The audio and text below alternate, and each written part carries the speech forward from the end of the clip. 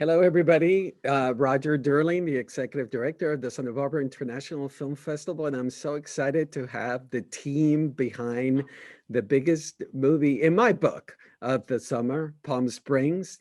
Director Max Barbakow, writer Andy Siara, and the star Cristin Milioti. And I'm going to quote Peter Travers from Rolling Stone that says that Palm Springs is a near perfect, sneakily provocative rom-com that sets a never better Andy Samberg and Cristin Milioti on a time loop where repetition can kill sex drives and even the will to live, but still leaves you laughing gratefully at the resilience of love. Welcome, guys.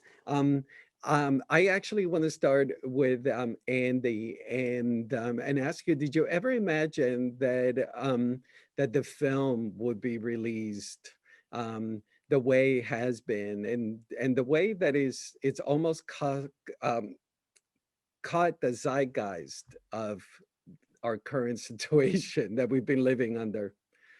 I never imagined anything would ever happen with this movie, be released, let alone be made, or anything there. When Max and I met Max 8 years ago, 8 years ago, and we just fell in love right away. And we're like, let's make stuff together. And then when we started talking about this movie 5 years ago, it was really just like, let's make something. Let's work on something together that maybe some rich dentist will pay for, but we never actually thought the thing would actually be made. And so it exceeded our expectations to even get it into, like, Andy Samberg's hands. And then when at every step of the way, it already exceeded our expectations. So did I ever expect it to actually be released during a pandemic or during any of these kind of things? No, I never thought the movie would see the light of day.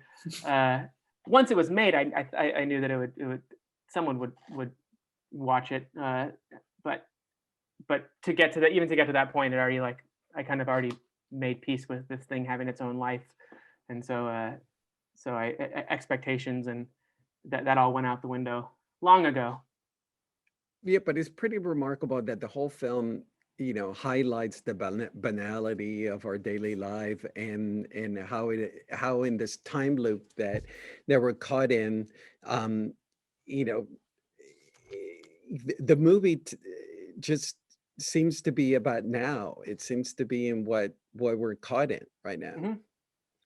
I think that when Max and I were chatting about it so long ago, it's kind of what our lives felt like anyway. There's, it's what depression kind of feels like, or marriage can feel like, and those are two polar opposites. I'm very happily married, but like just the working life can kind of feel like that, and it was all those things at once. And then when Trump was elected 4 years ago, that's when a lot of our that's when things kind of crystallized a little bit, where we realized, okay, if this guy can be elected, then the laws that govern humanity and decency no longer exist. So therefore, life is meaningless. So how do you find meaningless in a meaningless existence? And it was like a way to try to navigate through a meaningless existence and trying to find meaning. And I think all those things that I just mentioned, that all go into that blender, they're just as relevant today as they were 4 years ago, as they were 40 years ago. So, Max, tell us about, to the audience, the genesis of the script and your development with Andy. We were at AFI together, American Film Institute Conservatory, and Charlie McDowell, who was a graduate from there, came back with a movie called The One I Love, which was kind of an existential comedy about a relationship, and it's kind of a contained character study of a relationship. And we looked at one another and decided that we wanted to go make something out of school, and we went out to Palm Springs to brainstorm, and came back with the idea of Niles and kind of the idea of an existential comedy. But it's a very clean premise, like time loop at a wedding. It really took a lot of conversation, and Andy, as Andy was describing, kind of was a form of creative therapy almost in the wake of a film school experience. And for myself, as like a lovelorn person in the process of going to wedding after wedding after wedding, that kind of felt the same, and kind of just trying to figure out who I was after this film school experience, and what I was doing in my relationships at the time. And that coincided with Andy getting married.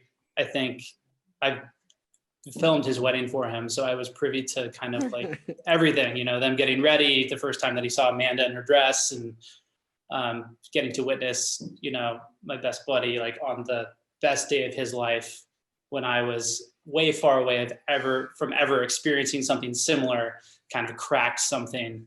And the idea evolved into kind of an exploration of commitment and intimacy, and kind of both of us in a room for a very long time trying to make each other laugh. And then Andy would go and write, we put it up and workshop stuff and pressure test the relationships and the characters. And I will say, like, kind of coming up with these characters and spending a lot of time on that after a lot of false starts with the idea. I think you mentioned like why has it kind of hit the zeitgeist in a certain way? I think the characters, you know, I think it's because they feel like real people and they're grappling with real stuff, despite the movie being kind of a time loop based idea. I think they're very relatable because they're very messy, and they contain multitudes. So it was a long time of getting the script right, and then it ballooned from a small kind of grounded, more mumblecore based movie into a movie with dinosaurs in a time vortex. So it was like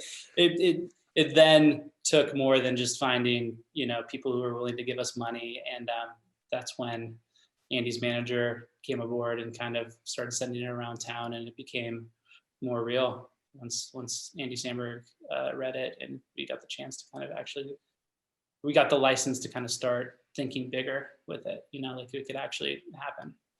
And Kristen, tell me if you recall your reaction when you first read the script. I mean, your character, I've seen it a few times. The range of emotion and that she undergoes is quite remarkable. You know, yeah, I agree. I mean, that's like, that's like what I felt when I read it.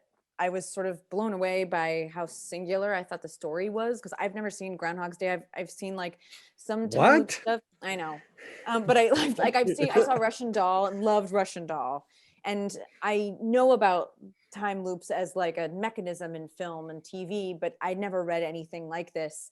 And I also was, to your point, like very blown away by what this woman goes through and what like I was gonna get the chance to explore.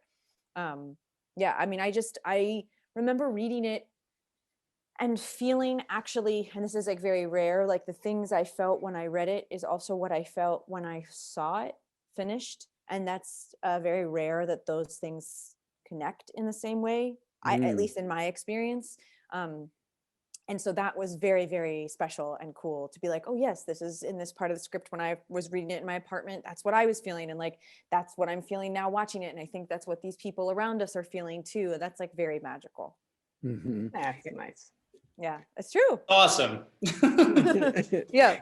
Andy, when did the idea, the notion that we were going to be with that Niles would have been there for a while? Meaning, I mean, to me, when I watch the film, it feels like this is almost a sequel, that there is something that have happened and we arrive in the middle of things.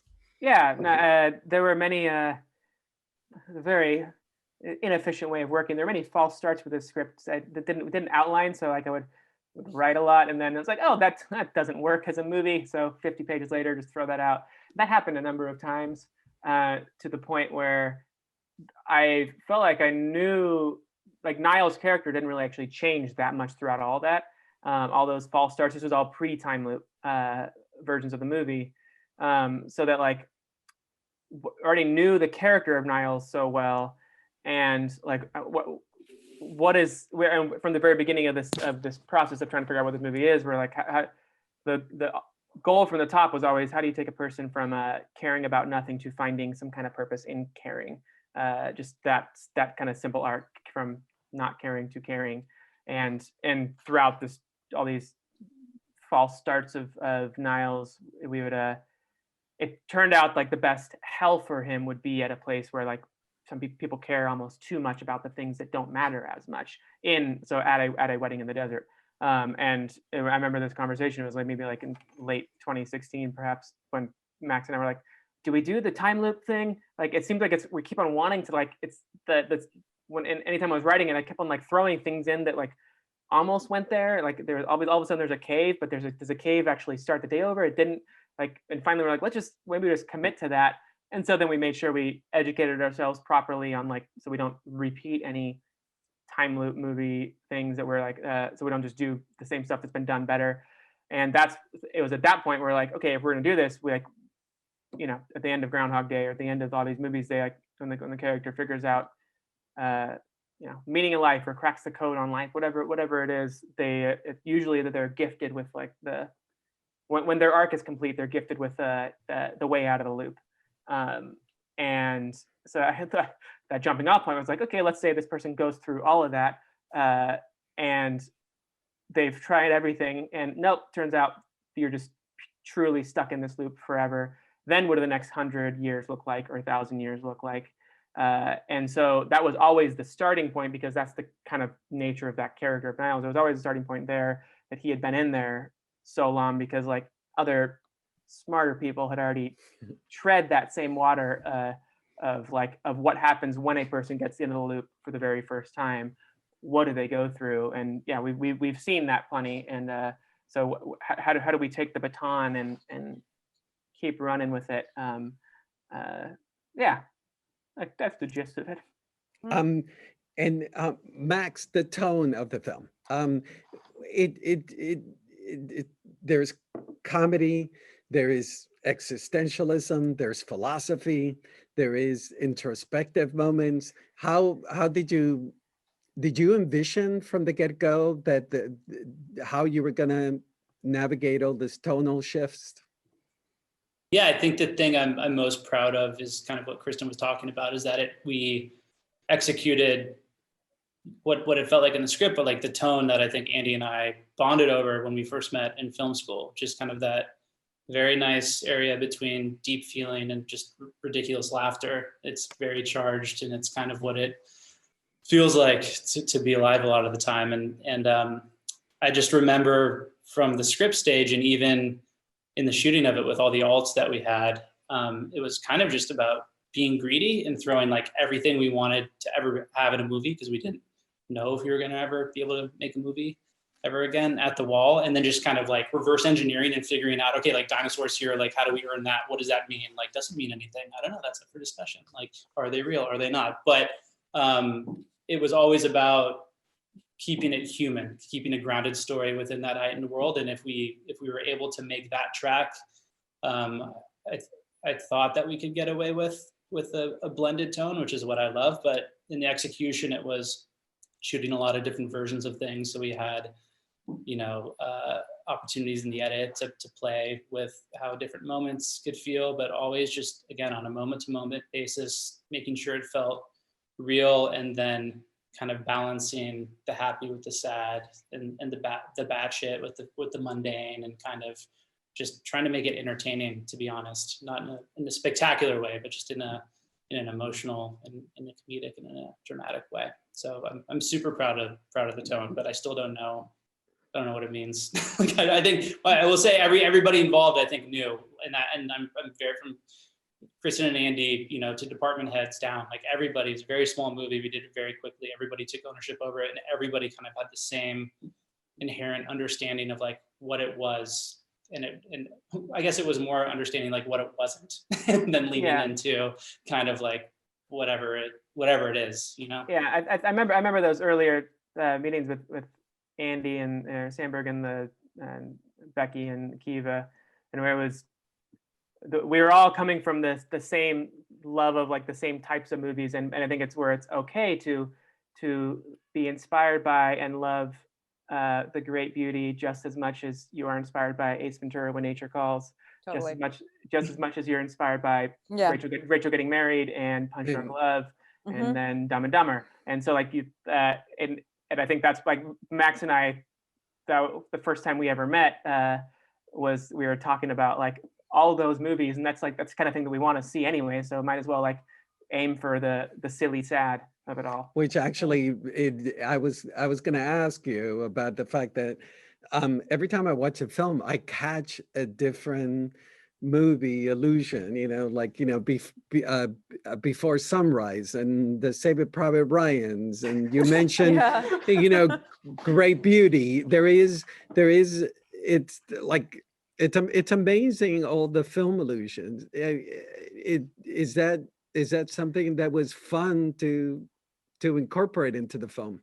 Someone sent me like a piece of trivia online that was like J.K. Simmons reprises his role as Fletcher from Whiplash in this movie when he's like dressed in all black with the whip in the garage. Yeah. Like, and it's like that he kind of looks like him, but it's not like, we're not like, that's more of a zero dark 30 moment, That's like a torture. That's like a torture sequence. But yeah, it was totally fun. I mean, again, that's a way of just, even if we all know it's not going to be aping those movies in a very tangible verbatim way, it's a way of creating a language with collaborators to just say something and they know what you mean. It's like, oh yeah, it's like that. It's like our version of that. So even from the writing phase, when we were thinking about, the beer cans going through the water, it was always kind of like, yeah, Saving Private Ryan, like bullets, it was just kind of a way to communicate. And it's also a way to kind of like pretend like you know what you're doing.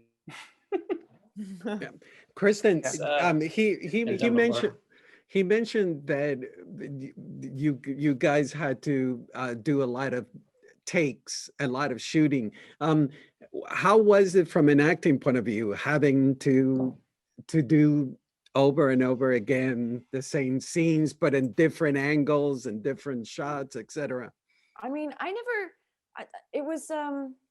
found that to be like one of the best parts about shooting it, actually, was like the exercise of like having to revisit a scene over and over and over. And also, like, we shot this film very quickly, so we didn't actually get a lot of takes, which I think, because of like what Max was saying earlier, like everyone was very united in this, in terms of like, I think no one was doing it for money. Like there was no money and we all believed in it and we all loved it and we all loved these characters and like kind of just inherently got what was going on. I mean, there were discussions obviously and rehearsals, but we really like all really, really strongly believed in it. And so even though we didn't get a lot of takes, like we just kind of would like throw everything. It had like a very like madcap energy to it, just even shooting it. And then because you're shooting something like that in these like brutally hot days and brutally cold nights, and you're doing like 17-hour days, it really felt like we were, I mean, this is like such an exaggerate, but like in a foxhole together or something. I don't know, like that we were like really bonded. It was like summer camp. But what about something like, I noticed that your eye opening, the close up of your eye, it's different each time. Is that like I mean, was that something that it was just tedious day? Was it a long take of your? No, that was, I mean, that was like our first day, and that was probably, I don't know, Max, what, like 50 takes of like different. Yeah. And we all were very much in communication. Like I had very, very specific, just like lists of notes about like what each little thing should be. And then Max would give me notes about like, okay, great. And now you've just fallen out of the car and died, and your last memory is falling, or like your last memory is that that was such a funny thing to have happened, even though you died. Like, so we had ways of calibrating it, which was really fun. I never found that maddening. I always found that to be like very, very fun, because you could kind of like, the playfulness of that would allow my brain to be more playful as an actor too, I think, and get less attached to things. And editing, Max, how challenging was putting this together, the editing? It was super hard. I mean, you talk about tone. I think that's where it's really made with this one in the edit, and also just within that tone, the rhythm of those disparate tones. There's more languorous kind of sequences where you're just sitting in conversations around a campfire and talking. And then like you're saying, there's madcap kind of screwball-y stuff. So like, yes, you could cut things according to the energies, the respective energies of those sequences, but also like I found in the edit, the challenging thing was kind of reminding yourself that it was time to break out of those kind of different energies. And it was very quick process because we had a Sundance deadline to sprint to. We finished in May and cut all summer and then had to be done by November. So it was crazy in that respect, but I'm proud that we didn't have to really go and pick anything up, which is a tribute to everybody who made it happen on set.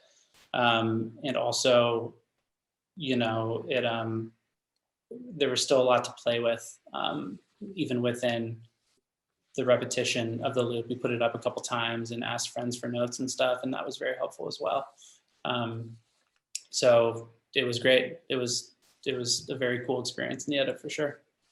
Yeah, and Andy, you know, going back to the script, the ideas of, you know,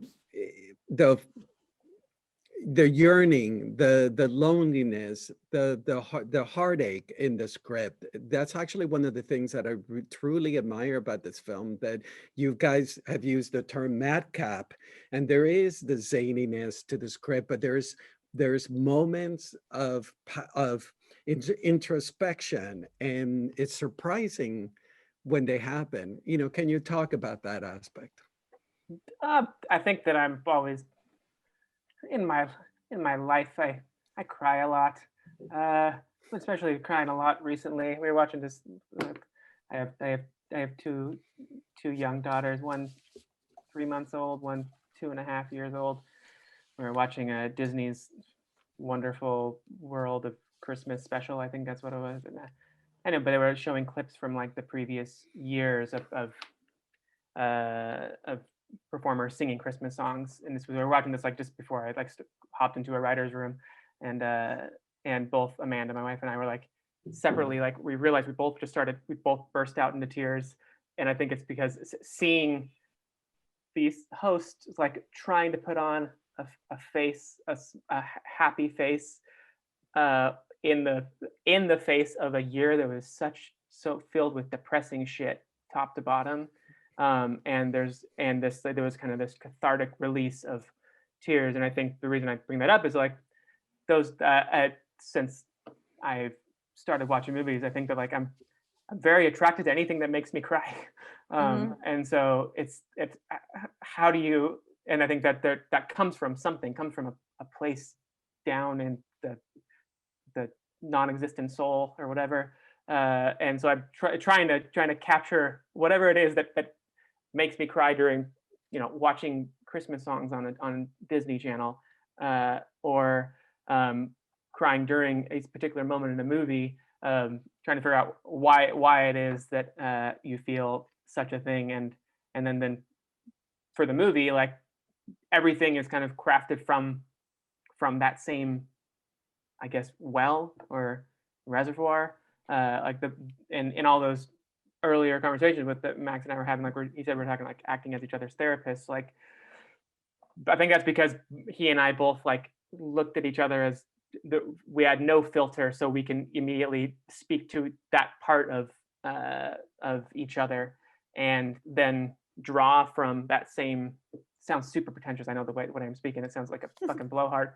But it's all coming from that place, and then so that it doesn't sound stupid or pretentious. Then you just try to undercut it with goofy existential dick jokes on top of that. But as long as it's coming from that same place, I think that's where like I those moments will then just reveal themselves in the writing, which that's another eye rolling thing. But like it's. Yeah, but that's also life. I mean, I don't know. That's also like sort of, I like sort of what you were saying, that like, yes, there's like madcap zaniness, and then there's also like crushing loneliness. And I know that like there have been times in my life that I've been incredibly sad, but I still like burst out laughing at a fart joke. Like it all exists in the same. It's just the fabric of being alive. And that like, and I think that's something that is captured so beautifully, that like it's not that like this movie is like it's one thing, it's like about being alive. Yeah, Mhm. yeah, I don't know. it's There's a slug line for you. Yeah. It's about being alive. Which, Yeah. which also, I mean, following up on what you just said, Kristen, the fact that her character, she's allowed to be really angry and violent, Mhm. and why are you giggling, Max? It's it's just the best. It's like, It's the yeah, best. yeah, it's the best. Can you tell us about navigating those moments when she's really angry and violent? I mean, I loved that. That was also one of the things that I was very attracted to with this project. That, to see a character that sort of unguarded and just she's at her absolute wit's end, and she spent so many years blaming everyone around her for why she's ended up the way she has. And her rage at like how her life turned out this way. I think that that's something that's very universal. I think that we all have moments from time to time of like, but this wasn't like, this isn't what the movies told me, or this isn't what I thought it was going to be. That's just like part of, I think, growing up. And, for her to sort of begin to accept responsibility and cop to some of her own culpability in her own life. But I think that like definitely there's moments before she's ready to do that where she's just like beside herself, like a cat, like a feral cat being shaken in a carrier, where just like she's just trying to fight her way out and can't, and then has to accept herself. But I don't know, that was a very like, oh, you want to talk about a blowhard response, I really took you down a path there. Yeah, I love, those were some of my favorite, especially because you see a side of her that like, like one of my favorite things to shoot was the sequence by the side of the road, where JK is a police officer.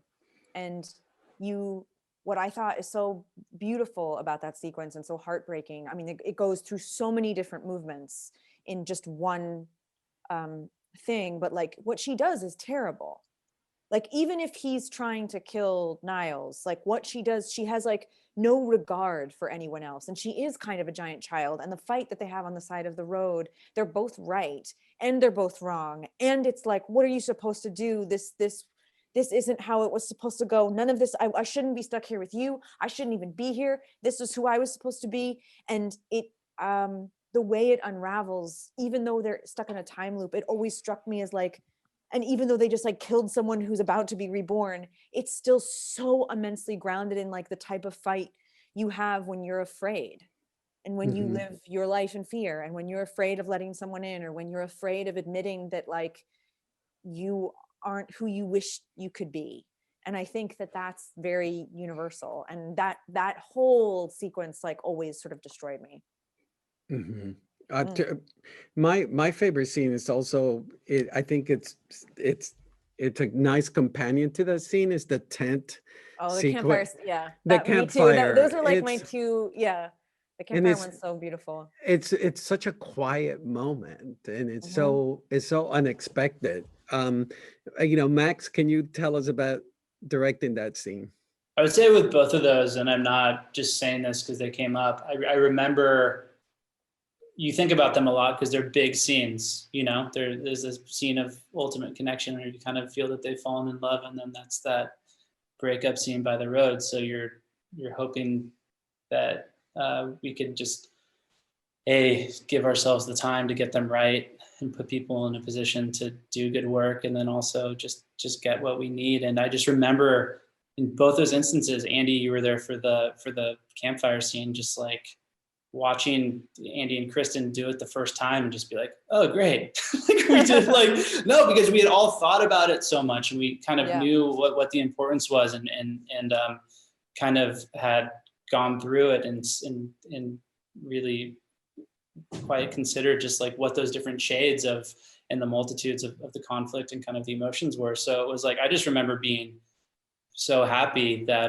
we were that we had it, quite frankly, and then we're going to get to explore a little bit too, because in both those scenes they're quite long, and in the edit I think we lost chunks of them, and then there are also just little riffs and moments of improv that made it in in both those scenes. I know like the pretentious sad boy line was an improvisation on Kristen's part, which is one of my favorite parts of the movie, because that's just a way that I think it was like a line where we called out that he was a nihilist and kind of like, you know, called attention to the name. And it's just so apt and so good. And even by the campfire, there are moments of silence that can do loads more than what was written. So it was really cool. I felt like those were kind of the pinnacles of the experience, just as a director, watching these actors kind of capture and encapsulate the characters in those moments. It was really cool just to watch, quite frankly. It was great. And oh no, go ahead, Kristen. No, I was going to say, but that's also the power of how it was written and structured too. Like we were really able to just sort of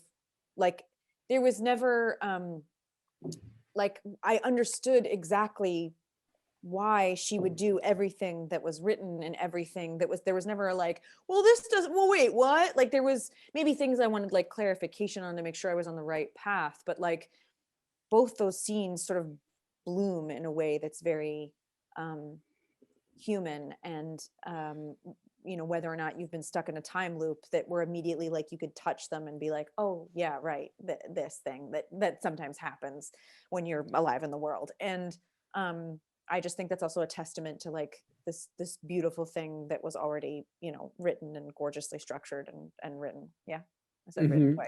And I mean, Kristen, where did they explain to you all the cinematic quotes that they were doing? You know, like the Paula Sorrentino salute of the Great Beauty during the opening. I don't know about that one, but I knew the Saving Private Ryan one.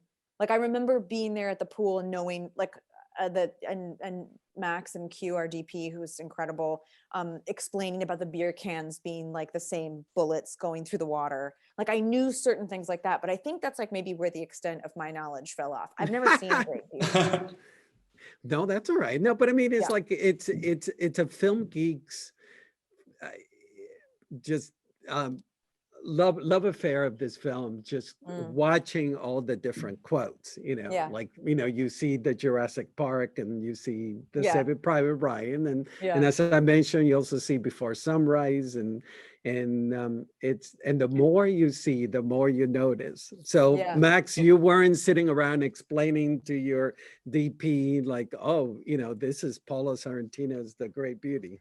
We talked about, like, Q was so great because when we were shot listing and designing the movie, like the first few days, we just were talking about, we weren't talking about shots, we were just talking about like what each moment meant emotionally, again, on a human level, like the human truth in each moment, and just kind of like getting to know each other in that way.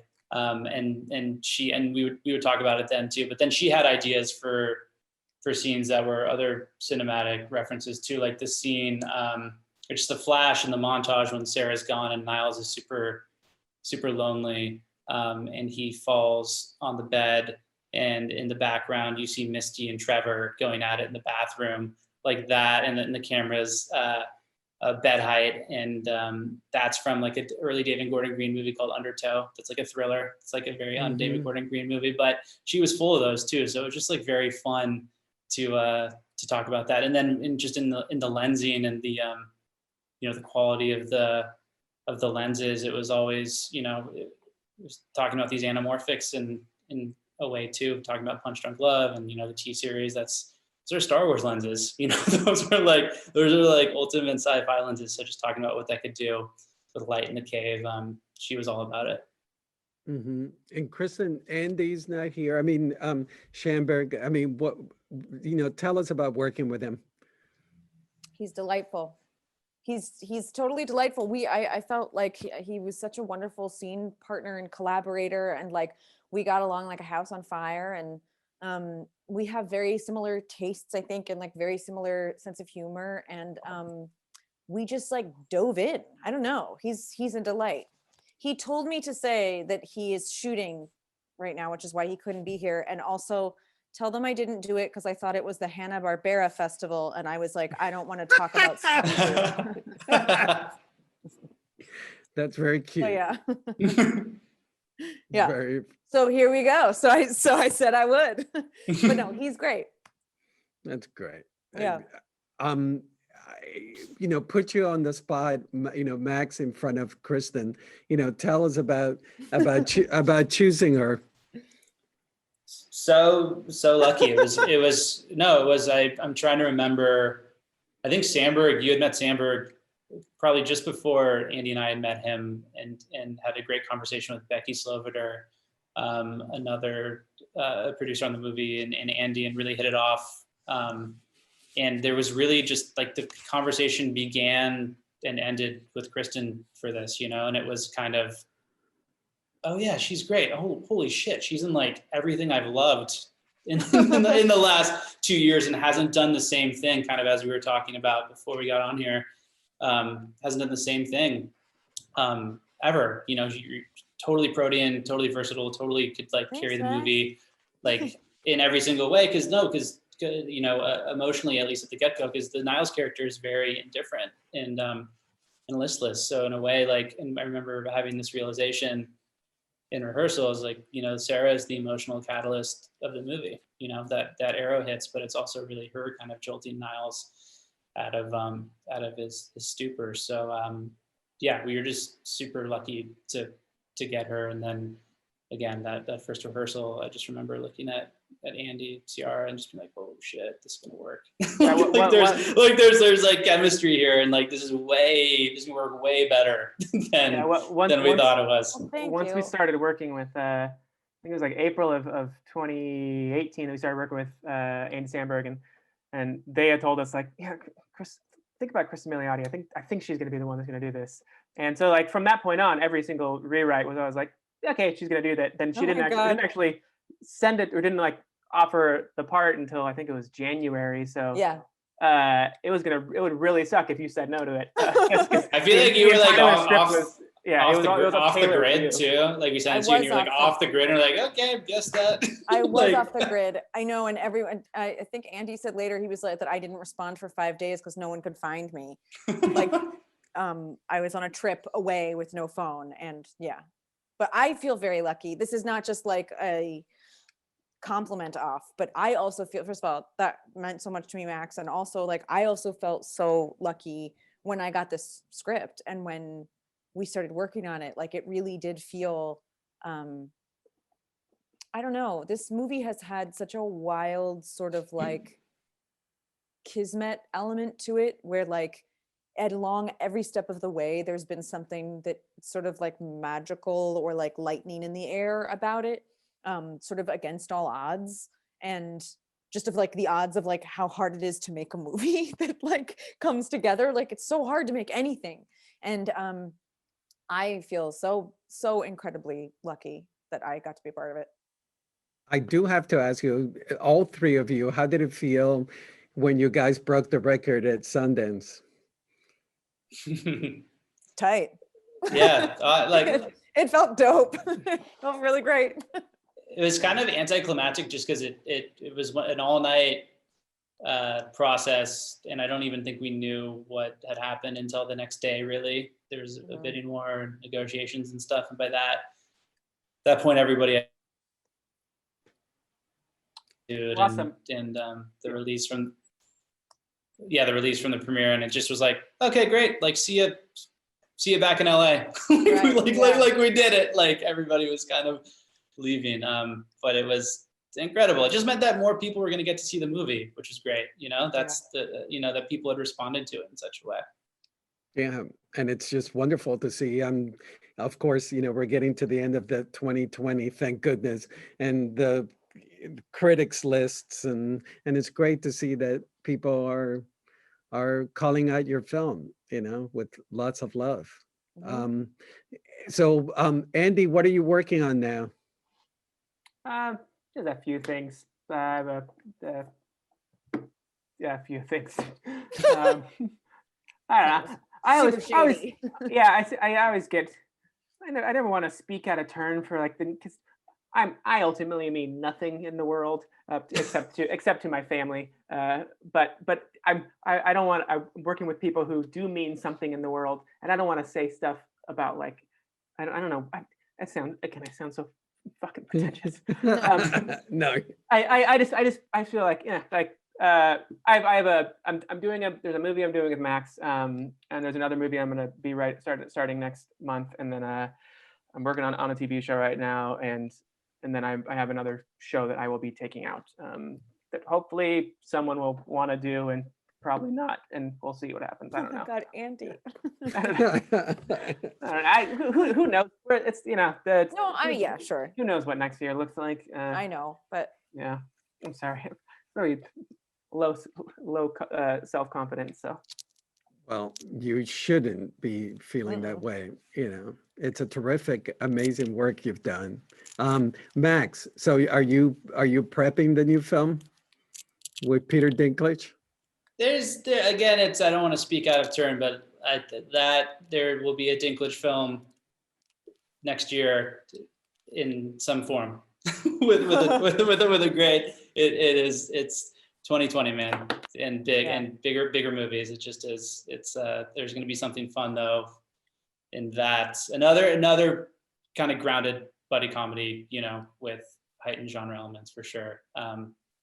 And writing a movie solo, which has been an adventure about the amazing Randy, who just passed recently. It's a love story set in the world of like magic and televangelists. whoa. And just we'll see.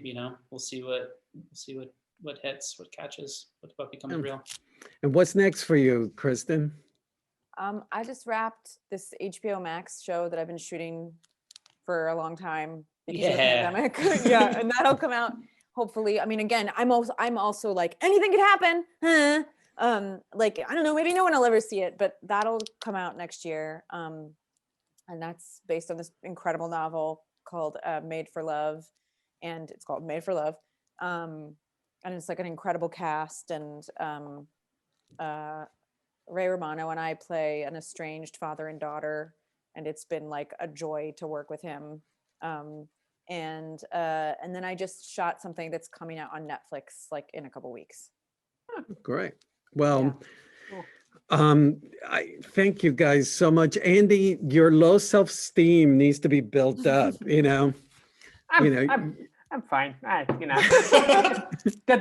think it actually needs to be built up, but I think it's better if we all operate at a low self-esteem. So. And also low expectations. Yeah.